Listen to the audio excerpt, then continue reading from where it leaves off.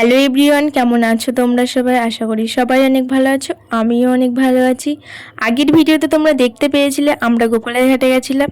তো সেই দিনই আমরা গোপালের ঘাট থেকে আবার গেছিলাম মণিপুর বয়লার চরে, যেখানে আমার প্রথম ব্লগ ভিডিও করেছিলাম, তোমাদেরকে শেয়ার করেছিলাম সেইখানটায়।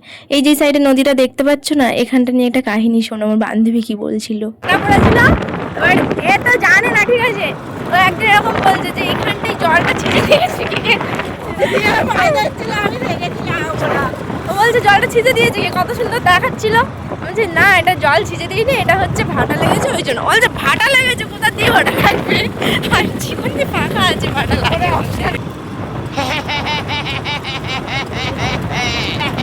সরকার সবকিছুই ঠিক করছে, কিন্তু পশ্চিমবঙ্গের থেকে যদি একটু চাকরি দিত বা হসপিটালগুলো দিত না, একটু ভালোই হতো। কারণ আমাদের এইদিকে সব থেকে বেশি অসুবিধা হচ্ছে হসপিটালে। কোনো ভালো হসপিটাল নেই ধারে কাছে, আর যেগুলো আছে সেদিকে প্রচুর রাস্তা খারাপ, যেখানে আমরা যেতে যেতেই মানে স্থায়ী রোগী শেষ ডেট।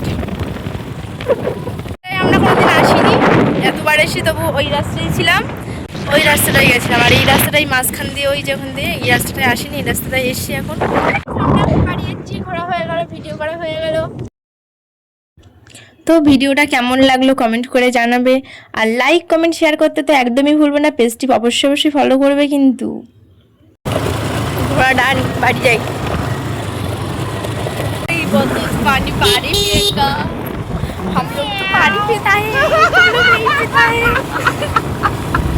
চোরা রাস্তাতে আমাদের বাড়ির ধারে চলে এসেছি গাইস, দেখতে পাচ্ছ কত সুন্দর। তো গাইস, আমার গান শুনে কেউ ভয় পাবেন না, ঠিক আছে? আমার বান্ধবী বাড়ি যাচ্ছে, এখন আমরা আসি, টাটা।